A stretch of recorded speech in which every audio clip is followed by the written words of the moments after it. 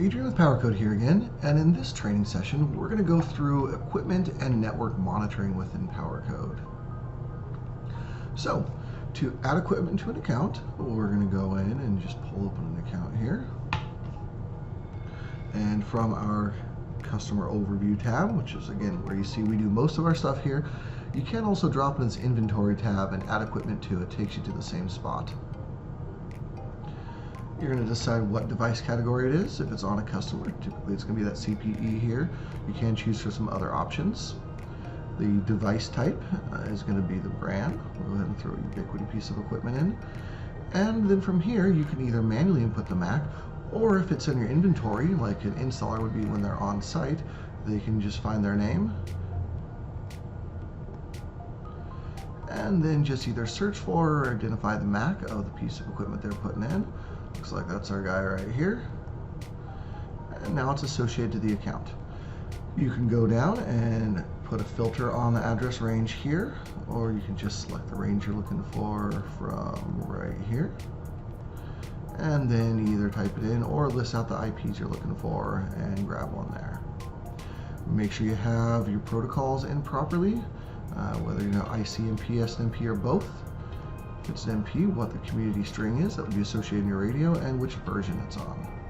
You can also put any additional notes in here if you'd like, and then hit save. And you're off and going. Now, even though we just built this here, let's pretend a customer's called in and they're having issues with their connection. Well, back from our page here, when you pull up the customer, you're going to be able to see any of their throughput for the month to date right here. You can also look at minute by minute usage and prior 12 months as well as a month by date. You're going to go over here and hit more. This is actually the hot link of the radio itself. So if you want to get to the GUI of the radio, you click on that. Otherwise, more takes us right back to where we were. It's going to show us anything relevant right here in the overview. Now that we have that piece of equipment entered, let's take a look at how Powercode monitors your network. So from the network tab, we can go right up here to network dashboard. And again, if this were a live build, we would see hundreds of radios in each of these categories. We have our infrastructure equipment broken up from our customer equipment. And basically anything that gets a response is in one of these three categories. If there's no response back, ICMP or SNMP, then it goes to a down status. As far as the different statuses here, you can set those independently by radio type. We see that we have the different categorizations down here. We can monitor absolutely anything that can respond to an SNMP or an ICMP ping from us. So customer equipment goes here. Again, there would be numbers in each of these categories, so you can proactively stay ahead of your customer. These are clickable, and it would take you to the actual list of radios that are in each of these statuses. So what does that actually mean? To create a network probe, you go up to network, and then network monitoring and device probes. So the ones that are built out in this, but to create a new one, you click that add a new probe button. SNMP, ICMP, or SNMP interface throughput. Then you choose your manufacturer. We got just about everybody in here, or respond to custom, or you can create one as well if you want, or just leave it at generic and then plop in your own SNMP OID. Let's go look at some Cambium stuff here. We can jump in, have that big list of different options here all the way through. Look at all that. Let's go ahead for this example. Just grab a generic signal strength here. You notice it automatically inputs the OID, and again, you can put your own in there if you find something you want to be monitoring. Set our values, and then it's a counter. And then we see we can set our thresholds. We're going to put these both to less than for the signal strength. And we're going to say if it's less than a neg 72, we want it in warning. And boy, by the time it gets to a neg 78, show us that it's bad. We're not going to have any deviations in there, don't need any modifiers, but then we can go in and say automatically every time you put a new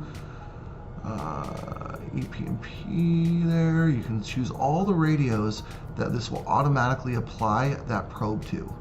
So you can choose anything, and that way your technicians, when they're in the field, they don't have to go manually add the probes themselves. You can just choose whatever you want here. And then you save, and you're good to go. And that explains how the probes get their information and register whether it's a good warning or bad status. It's important you set those up and get those done and attached to the right pieces of equipment. Now let's run through what might happen on a standard support call if someone calls in they're having trouble with their service. So someone calls in, you look up their name, find out here, make sure it's the right address, go down, and from here you are able to see what's been happening this month right from this window here. You can also drill down and see the minute by minute usage, which again, if this was live data, we'd be seeing all that right now. Current month by date, as well as a prior 12-month trend might be helpful. If that all checks out and looks normal, you can jump into the piece of equipment here. These links do go directly to the GUI login for the individual devices, but instead we want to stay within Powercode, and we're going to go right here. And we see that familiar overview with any relevant date details here. We can see the probes that are actually on the account right now. You can even add additional ones. So if you're having specific troubles with one, you can go find some additional pieces and put it on there and keep track of it that way. The graphs will actually show the result of the probes, so you can go back and find out, for each of these probes. Let's say if you go signal strength, and again, use your imagination, this would have data here.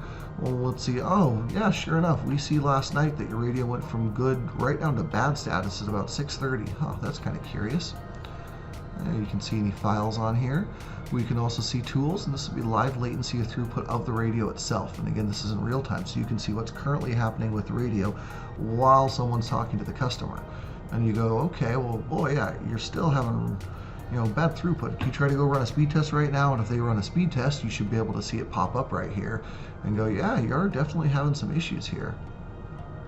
Any of the notifiers that are attached to this piece of equipment can go here, as well as the parent-child.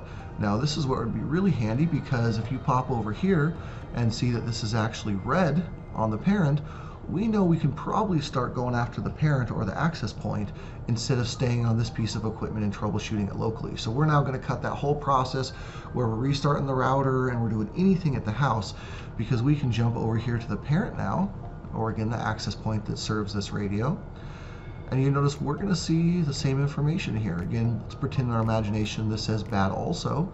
We can jump right back over here to the graph, and we'd be able to see, sure enough, at about 6:30 last night, the parent radio is having trouble.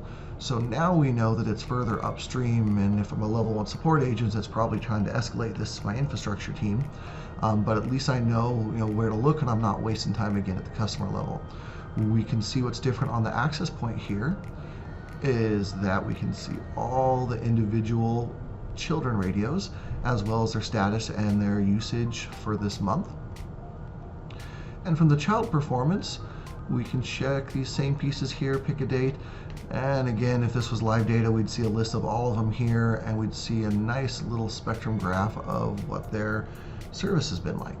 To add a piece of infrastructure or an access point, we can go right up here to network and go into network sites. Now our network sites, this represents the actual location of the equipment. So these would be towers, water towers, houses, any physical place you're actually going to put a piece of equipment. So let's go ahead and look at Nord and East here.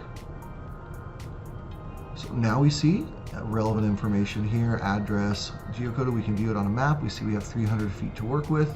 That is a tower, and some other relevant information down here.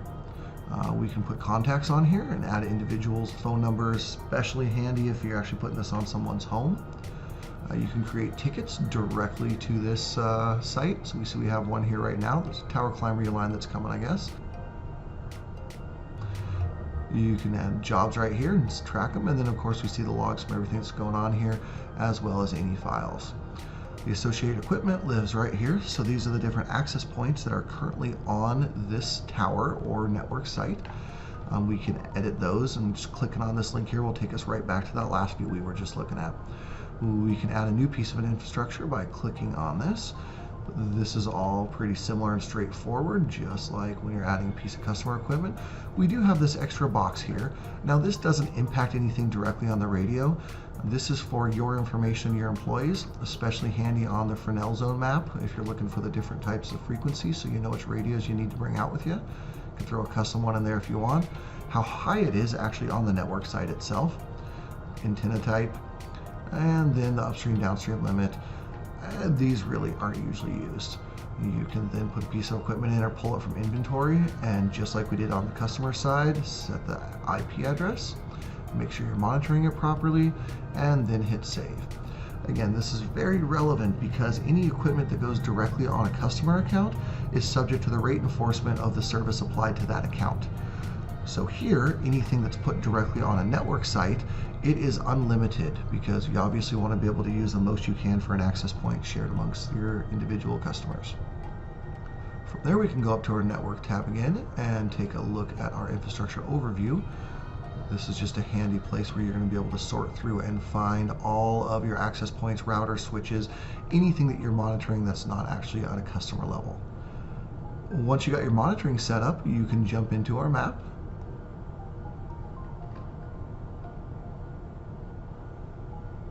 And once it renders here, you're going to see all your towers or network sites. These are directly linked to the network sites we were just looking at.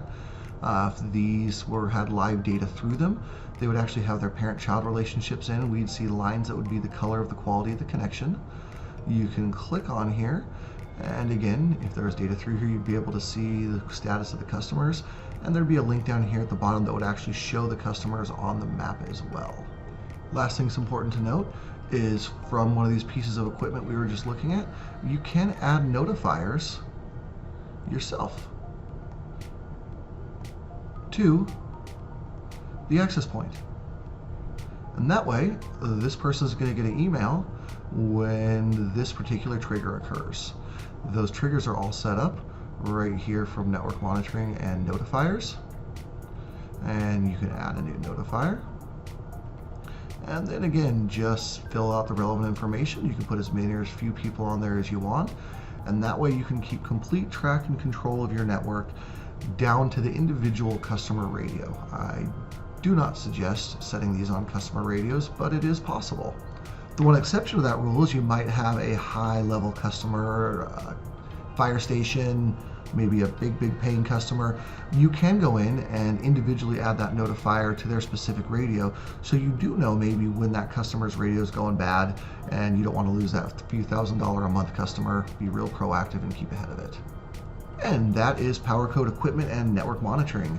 As always, if you have any questions setting it up or want to do some cool stuff with it, give us a call at 920-351-1010 or reach out to us at email at support@powercode.com. Thank you very much.